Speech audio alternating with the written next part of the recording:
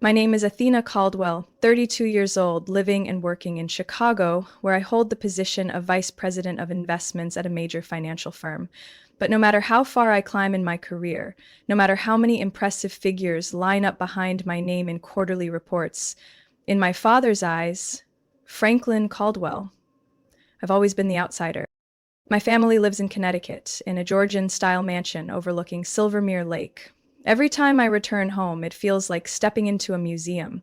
Everything polished, perfect, but so cold it chills your bones.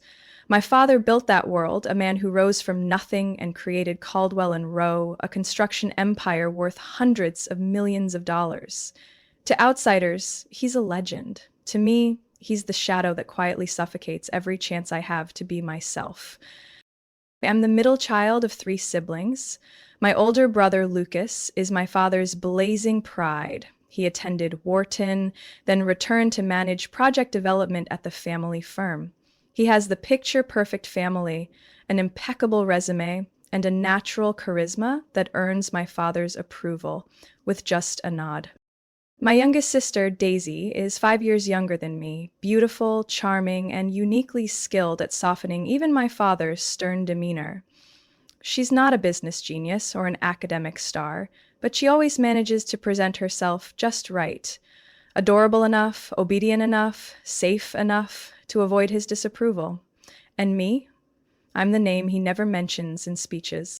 I went to Northwestern and turned down an MBA offer from Yale, his alma mater, because I refused to live in his shadow any longer. That decision, according to him, was an unforgivable betrayal. I once overheard him tell a friend at a New Year's party, "She always has to do things her own way, like the world owes her something." Not once has he asked what I do, not once has he inquired about the work I love or the milestones I've achieved. Even when I helped my firm secure a contract worth over $90 million with a major energy corporation, in his eyes I was just the stubborn girl, unwilling to follow the straight path that's already been laid. One time, I sent him a Forbes interview I was featured in. He called me back just to say, "That article talks a lot about you. I expected a mention of the family. Do you think I work for myself or for you?" I replied, "If you ever thought of your family, I wouldn't be this disappointed." I tried everything to make him proud, sent him my quarterly investment performance rankings, bought him a plane ticket to attend a conference where I was the keynote speaker. He didn't come. He didn't even reply. There were nights I'd sit alone in my high-rise condo in the Gold Coast, staring down at the twinkling city, wondering, what did I do wrong? What am I still missing to be acknowledged as his daughter? But my father has never said, "I'm proud of you," not once, even though I've made no major mistakes, never been in any scandals, never wasted money like the children of his friends. In his eyes, I remain a blurred silhouette, unworthy of mention at the family table. That's why every Caldwell family reunion makes me sick to my stomach. This year's gathering, held on a Saturday evening at the lakeside estate, was no different. I had decided not to go, but part of me, the foolish part still wishing for a miracle, booked the ticket and went anyway. Even after reaching positions most people spend a lifetime dreaming of, I've always been the child my father deliberately overlooked. At 29, I was promoted to lead the investment strategy team at one of America's top financial firms. Within 8 months, our group exceeded targets by 31%, securing 3 major contracts on the West Coast. The following month, I received a 6-figure bonus and decided to use part of it as a down payment on the condo I'd dreamed of since I was an intern, a small penthouse on the 31st floor overlooking Lake Michigan. I still remember that first moment standing in the empty unit, afternoon light pouring through the glass wall, bouncing off the oak floor like a giant mirror. I cried. Not because of triumph, but because I thought, maybe this time he'll be proud. Maybe now he'll finally see me. But he never mentioned it, not a word. Instead, the next week, I received an email titled, "Lucas nominated for Young Entrepreneur of the Year." The content was nothing but a link to an online article with a picture of my brother shaking hands with the mayor of Hartford, captioned, "Grandson of Franklin Caldwell, rising star in green construction." Not a single congratulation sent my way. Lucas looks like someone born to be an icon, tall, blonde, a winning smile, a voice like a broadcaster, and the uncanny ability to make people believe he genuinely cares. He studied at Stanford, then became executive director of Caldwell's new branch in Austin. He's the son my father always called the future of our legacy. And me, according to my father, I chose a different path. Once, during dinner at home, he said in front of everyone, Lucas inherited the family's business instincts. Athena, she chose to sit behind a desk analyzing risk. That kind of job? Anyone can do it. My mother squeezed my hand under the table, as if to say, "Don't respond." Daisy looked at me, eyes full of quiet sadness. And Lucas?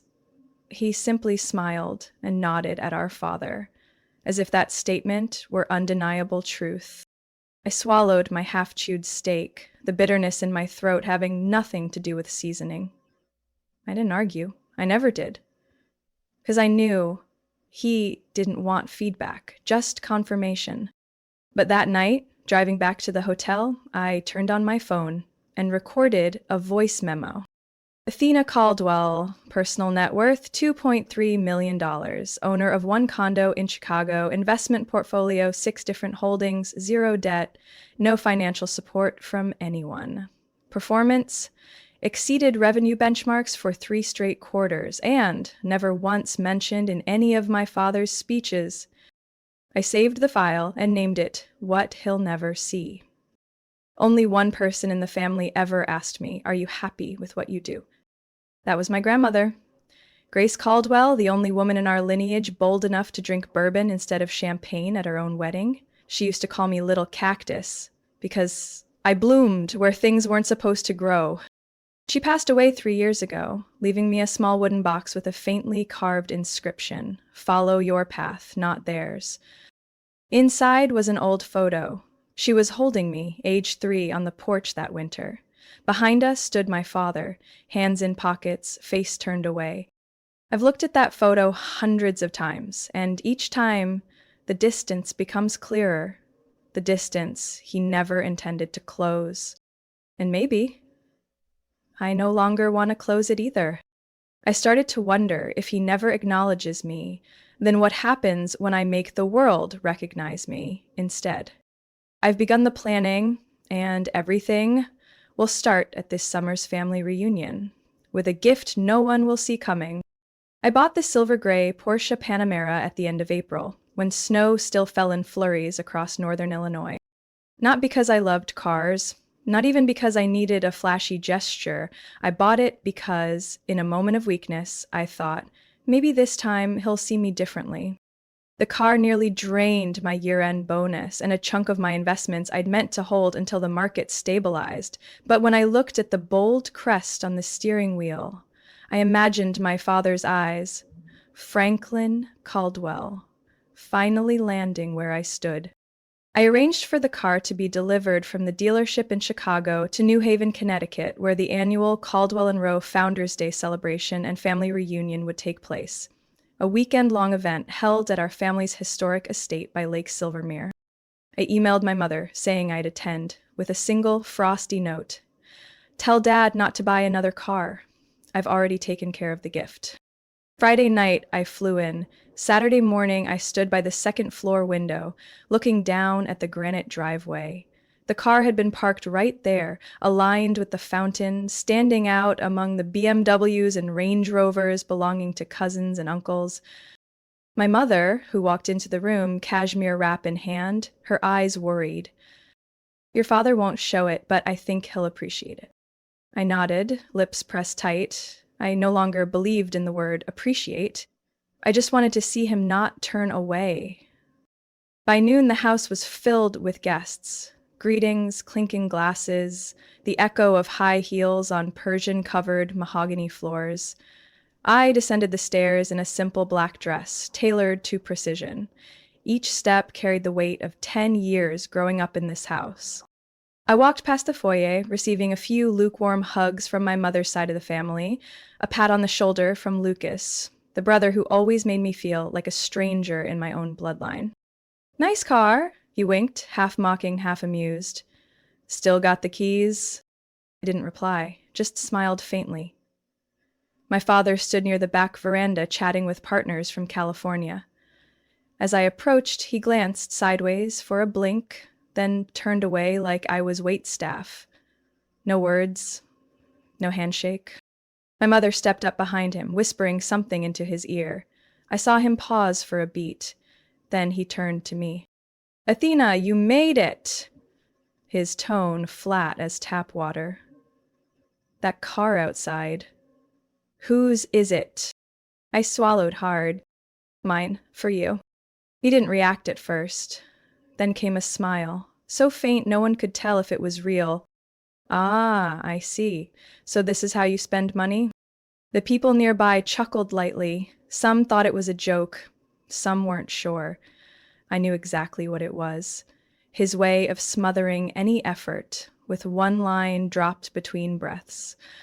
Just enough to avoid criticism, but sharp enough to sting for days.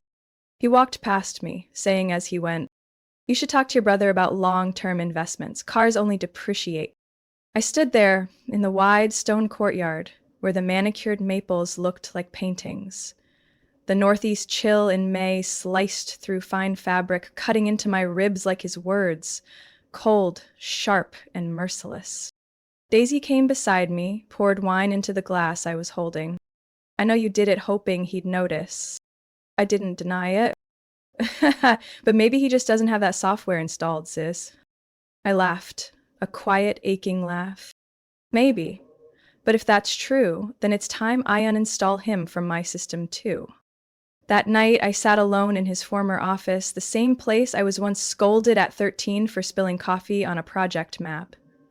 I opened my wallet and stared at the silver-edged white envelope tucked inside, the one secret he couldn't control. Understood. Below is the English translation of your passage, strictly adapted into American English style and phrasing conventions, maintaining the original tone and formatting. Dinner began at 6:30, as the last light of day lingered on the surface of Lake Silvermere like a sheet of gold leaf. The estate's grand dining room had been arranged with the same precision as every year: ivory tablecloths, old sterling silver flatware polished to a gleam, amber-scented candles flickering between arrangements of white orchids placed along the long banquet table. I was seated near the far end, between a distant aunt and an executive assistant from Lucas's firm, someone I had just met that evening. Meanwhile, Lucas sat near our father at the head of the table, and Daisy was next to our mother, closer to the construction partners from Dallas. I wasn't surprised. The seating chart was always a map of how much or how little you mattered to Franklin Caldwell. I had long grown used to being stationed near the door, like a backup prop in a staged performance. When the main course arrived, peppercorn-crusted beef tenderloin with truffle mashed potatoes, my father stood up, lifting his glass of bourbon, the clink of crystal drawing the room into stillness. "Before we move on to dessert, I'd like to take a few moments to speak about something I've always held dear," he began, his voice low and deliberate. "Family is the strongest foundation in any journey, and I consider myself fortunate to have children who not only carry on our legacy, but elevate it." Every eye turned to him, and I felt my own breath start to slow. "Lucas," he said, turning to my brother, "you've proven your mettle with every project. Expanding the Texas division was a smart and strategic move." Lucas smiled and nodded as the room broke into polite applause. "Daisy, you didn't choose business, but the way you run your veterans charity is a source of pride. It's a clear reflection of social responsibility, something too often forgotten these days." My mother nodded gently, her eyes glowing as she looked at Daisy. I gripped my water glass, still waiting, still hoping. My father paused for a few seconds. His eyes swept the table before landing on me. The smile faded. "And of course, not everyone stays on course." The air seemed to suck itself out of the room. Some people, he continued, voice like a sharpened edge, think that by living in flashy cities and collecting a few glittery job titles, they've achieved something. But in truth, they're just chasing something they themselves don't understand. All eyes turned to me. Some looked down at their plates, pretending to slice meat. Others exchanged quiet glances. Lucas adjusted his tie slightly, like he'd been rehearsing for this moment all along. I'm proud of my two children, he raised his glass, hand trembling just slightly, and only two.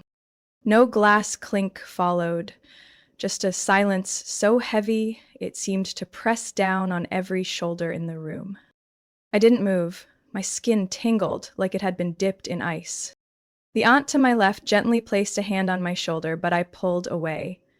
I didn't want pity. I wanted the truth to be called what it was. Lucas leaned toward my father and said something that made him smirk, a tight-lipped grin, as if every word that came before had been something that needed to be said. I set down my knife and fork, quietly but firmly. Looks like dinner's complete, I said, standing, my voice strangely calm. Athena, my mother's voice trembled, eyes full of worry. It's all right, Mom, I just need some air, I said, turning before my voice could crack. As I walked out of the dining room, back straight, steps steady, I could feel the eyes that followed me. But I didn't turn back. I didn't need to see again what I already knew. This rejection wasn't an accident. It was a deliberate strike. Measured, rehearsed, and public. I stepped into the dark hallway, the light from the dining room stretching behind me like a beam from the past. In my pocket, the silver-edged white envelope lay silent, but now it was no longer a choice. It was a weapon. I don't remember how I made it back to the dining room. All I knew was that the moment I stepped through the door again, every eye turned toward me. Like they expected, I'd retreated quietly, like all the other times. But this time, I wasn't carrying patience. I stood at the head of the table, no more than 3 steps from my father. The crystal chandelier reflected off the brandy glass in front of him, glittering like a toast to his own victory. But there was no light left in my face. If I may, I said, my voice clear, I have something to share too. The room held its breath. My father leaned back in his chair, raising an eyebrow like he was watching some uninvited entertainment. Your choice. Just don't make it awkward for everyone. I gave a small smile, but my eyes didn't smile with me. I think after 32 years, if anyone feels awkward, it's not me. I reached into the pocket of my coat and pulled out a white envelope edged in silver. No one knew what it was, but the formality of it quieted even the whispers. I placed the envelope on the table right in front of Franklin Caldwell. Most of you know I work in Chicago, but maybe not all of you know I was just appointed Associate Director of East Coast Investment Strategy at Sable and Huntley. I'm the youngest person in the firm's 70-year history to hold that position. I looked around the table. A few quiet wows escaped. One of my uncles nodded slowly. I'm not saying this to be praised, I'm saying it to remind my father that sometimes being overlooked becomes the very fuel that drives someone farther than anyone expected. My father didn't respond. He slowly swirled his brandy, not looking at me. But there's something else you should know, and this time it's not about an achievement. I pointed at the envelope. This is a DNA test result. I took it after casually signing up for a genetic health screening. I paused. Across the table, Lucas sat upright, eyes wide. Daisy clutched our mother's hand. The sample came from a toothbrush you used once in the guest bathroom downstairs, I said calmly. I thought it would confirm our genetic match, but instead, it showed the opposite. No one said a word. Even the soft classical music in the background seemed to freeze. In other words, I met his eyes. I'm not biologically your daughter. And suddenly, all the pieces started to click. Painfully. Franklin's gaze never lifted from his drink. But I kept going, for the first time unafraid of the truth I used to bury. I've lived my whole life feeling like an outsider in this house, compared, dismissed, forgotten, and now I understand. Maybe you didn't hate me because I was Athena. Maybe you hated what I represented, something you could never forgive. I pushed the envelope toward him. Everyone watched as if they were witnessing a car crash. Impossible to stop, impossible to look away. I don't need you to confirm it. This paper already has. But I do need you to understand something. Your refusal to acknowledge me didn't erase me. It made me stronger, clearer, and more decisive about where I belong. I looked around the table, and my eyes landed on my mother. She looked back at me, lips trembling, eyes brimming with tears she didn't dare shed. Maybe you stayed silent, Mom, but I won't anymore. I turned and walked away from the table. Behind me, I heard someone whisper my name. Maybe Mom, maybe Daisy. But I didn't turn back. I stepped straight onto the veranda, where moonlight shimmered off the Porsche's silver hood, still damp with night dew. I clicked the key fob. The car unlocked with a soft beep. It was gentle, but it was final, like the quiet answer to a question I'd carried for too long. I had chosen my own road, and this time, no one would shut the door on me again. I hadn't even pulled out of the gate when the front door burst open. My father's leather shoes struck the stone steps like a hammer to my chest. He charged across the driveway like fury personified, the opened envelope clenched in one hand, the crumpled DNA result twisted in his grip. His eyes were blazing, like I'd just set fire to the legacy he'd guarded all his life. "You think this means something?" he roared, waving the paper. I rolled down the window. That means I no longer need answers from someone who chose to deny me before I could even read. "You humiliated me in front of my partners, our entire family," he growled. "You're destroying yourself, Athena." "No, Dad. I'm freeing myself from a script you've directed for 32 years. I rolled the window back up and drove off, leaving him behind, clutching that paper like a live grenade with no time left to defuse. Less than 2 hours later, my phone exploded with calls and messages. The first was from Mom. "Mom, are you back at the hotel? I'm sorry, I couldn't stop him. Can you call me?" "Lucas, Athena, you're playing a very dangerous game. Don't think I don't see what you're trying to do. If you keep that car, I'll have no choice but to take action." "Daisy, I don't know what to say. But I'm here. If you need me, just text." I didn't respond.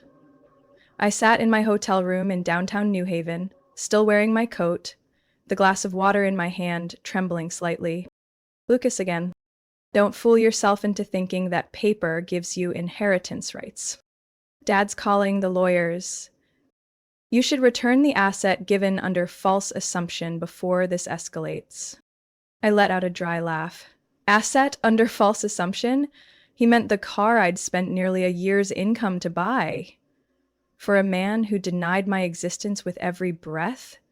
If there was any false assumption, it was me, wasting a single dollar on false hope. That night, I got a call from Daisy. I hesitated for a few seconds, then picked up. "Athena, Dad just shattered the baccarat glasses in his study. Mom locked herself in the reading room, won't speak to anyone. Lucas is pacing around the house, calling the firm's lawyers like he was the one betrayed." I leaned back in the chair. "Do you okay?" "I'm okay. I'm not surprised." Her voice cracked a little. "I've always seen how unfairly you were treated. No one said it, but we all knew. When you got that scholarship, Dad said, if it's not Yale, it's just a cheap fantasy. When you were invited to speak at the finance summit, he muttered, 'A woman just talks to look pretty.'" I stayed silent. Daisy had never said anything like this before. "I never defended you. I was scared. I was weak. But tonight, when you stood up, when you put that envelope on the table, I've never seen anyone face him like that." I swallowed hard. "You're not weak, Daisy. You stayed. I just got tired." A long pause. "He didn't deny the DNA result," she whispered, "but he said she might not carry my blood, but what I hate most is her defiance." I closed my eyes. So that was it. It wasn't the bloodline that broke him. It was the fact that I dared to step out of the orbit he built. Daisy, if you want to keep your distance, I get it. You don't have to take sides. But I want to. This time I want to. A moment later, a text from Mom appeared on my screen. Can you meet me tomorrow? Just the two of us? There's something I should have told you a long time ago. I read that line over and over. Years of being pushed aside, all those nights wondering why didn't she ever speak up, they came rushing back. I hadn't replied yet. But inside me, something had broken. Not pain, but the final shell I'd been holding onto.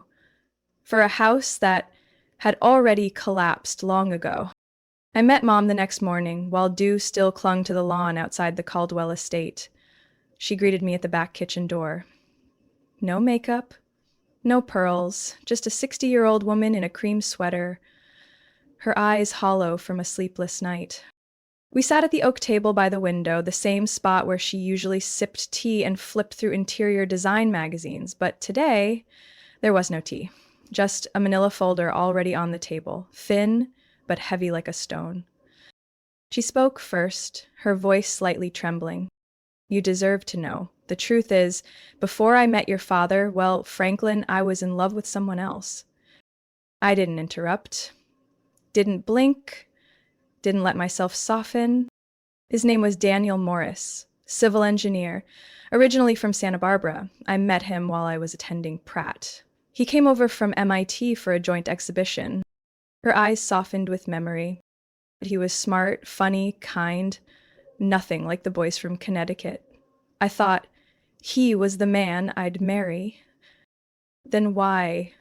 Your grandfather, she said quickly, threatened to cut me off entirely if I kept seeing him. Don't disgrace this family over some broke engineer, he said. I nodded. History repeats itself, only the roles change. I broke it off with Daniel, not because I stopped loving him, but because I had no choice. 2 months later, I met Franklin Caldwell at a charity gala. Both families were pleased. A week after the engagement, I found out I was pregnant. With you. The kitchen fell into a weighted silence. I could hear the antique pendulum clock ticking by the fireplace. He knew. Right after the wedding, I confessed. At first, he stayed quiet for a long time. Then he said, We'll raise her as our own, but you owe me a perfect family. I felt a chill climb from my heels to my neck, even though the room was filled with sunlight. And he kept his word. He maintained the image, but not the affection. He wouldn't allow himself to love a child that wasn't his by blood. She paused, eyes misting. I thought he'd change, but he never did. I tried to swallow, but my throat felt locked. Why didn't you tell me? I asked, softer than I meant. You let me grow up like a porcupine tossed into a peacock garden. I thought it was my fault. No, she whispered, placing her hand gently over mine. And I'll never forgive myself for that. We sat in silence for a long time. Then she reached for the folder and slid it toward me. Think this is everything I have? His old address, a graduation photo, and a letter I never sent. I opened the folder, skimming the contents. A black and white copy of a photo. Daniel standing beside the Golden Gate Bridge under construction, smiling, holding a hard hat. A handwritten letter, the ink smudged in places. Daniel, I hope you can forgive me. I chose the wrong path to save a life I was too scared to build. But if one day our daughter comes looking for you, please look at her the way you once looked at me. I closed the folder. My hands were trembling, but my eyes stayed dry. Not because I was strong, but because I had no tears left for things that would never change. Therapy. Is he still alive? Last I heard, he runs a structural consulting firm in Palo Alto. He has a family now, 3 kids. I nodded. Everything was becoming clearer, like a photograph slowly developing. Every childhood wound, every cold glance, every word I'd swallowed down now had an explanation. It wasn't that I wasn't good enough. It was that I was a living reminder of a mistake Franklin never forgave. Even when he chose to silently accept it. I stood up. Mom grabbed my hand. This time, it didn't tremble. Athena, no matter what happens, you are still my daughter, and I won't stay silent anymore. I didn't say a word. I just squeezed her hand. For the first time in years, I felt her warmth, not because of the kitchen, but because she had nothing left to hide. 2 weeks after that conversation with my mother, I boarded a flight to San Francisco. I didn't tell anyone in the family. Not Lucas, not my father, not even Daisy. This trip was mine. No advice, no expectations, no one to sway my decisions anymore. I sat at a small cafe in Palo Alto, where the California sunlight filtered through orange tree leaves and lit up the pale wooden table. Across from me sat a man in his early 60s, graying hair, dark brown eyes, composed demeanor. His name was Daniel Morris. And he was my biological father. We had exchanged emails after I tracked down his company from the folder my mother gave me. His first reply was short but heavy with emotion. If you really are my daughter, then maybe I was wrong to never reach out. I'm sorry. And if you're willing, I'd like to meet. Just to listen. I read that line 5 times, then booked a flight that very night. Now he was sitting across from me, not offering excuses, not being defensive, just quietly present in a way I'd longed for from another man my whole life. When your mother disappeared from my life, he said softly, I thought that was the end, but I didn't know it was really the beginning of you. I said nothing. He continued, I'm married. I have 3 kids, 1 boy, 2 girls. They don't know about you, but if you'll allow me, I want to tell them, not to shock them, but to make things right. I'm not looking for another family, I replied honestly. I just needed to know who I was. And I think I've found that now. He nodded, not sad, not elated, just a father trying to understand his child, even if 30 years too late. We talked for nearly 2 hours about life, about work, about what he enjoyed, hiking, historical fiction, wooden model kits. Not once did he ask how much I earned or what my job title was. And because of that, I felt seen, without measurement, without proof. When I returned to Chicago, I had the Porsche delivered to Franklin Caldwell's office, along with a short note. I'm returning the car, because now I know I don't need to buy love from someone incapable of giving it. There was no reply from the company. But a few days later, Lucas's lawyer emailed saying, asset received, no further claims. I also removed all family photos from my apartment. In their place, I framed an old picture I'd found in the box from my mother, a shot of her holding me on snowy steps when I was 3. For the first time, that photo didn't feel like a painful relic. It felt like proof of a silent love that had been buried too long. My relationship with Mom and Daisy slowly changed over time. Less guarded, less distant. Daisy began visiting once a month, bringing homemade cookies and talking about her nonprofit plans. Mom called more often too, no longer sounding like she was reading off a Christmas card. She asked if I was sleeping well, if I'd eaten breakfast, and shared little stories from her garden. Not everything was perfect, but it was real, and I chose to hold on to that truth. I stayed at Sable and Huntley, but for the first time I turned down a promotion. I didn't need a higher title to fill a void that no longer existed. Instead, I used that time to study psychology, something I had quietly been curious about but never pursued. Every Wednesday night I attended a small class on healing from family trauma. No one there knew I was Athena Caldwell, once featured in Forbes, and that made it easier to breathe than ever before. I stopped looking back at Franklin, stopped following Caldwell and Roe News, stopped listening to whispers from extended relatives.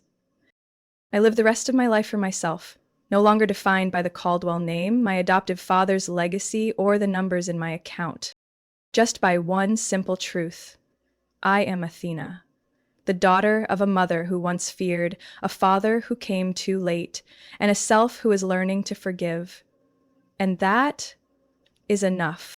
Athena's story reminds us that validation, even from family, never defines our true worth. Sometimes the journey to uncover truth is more painful than we expect, but having the courage to face it is the first step toward freedom. In real life, many carry wounds from childhood or conditional relationships. But like Athena, we have the right to choose differently, to choose truth, choose healing, and live by our own values without anyone's permission. What do you think about Athena's decision? Would you be brave enough to do what she did? Share your thoughts in the comments. And don't forget to follow the channel for more emotional family stories and powerful life lessons.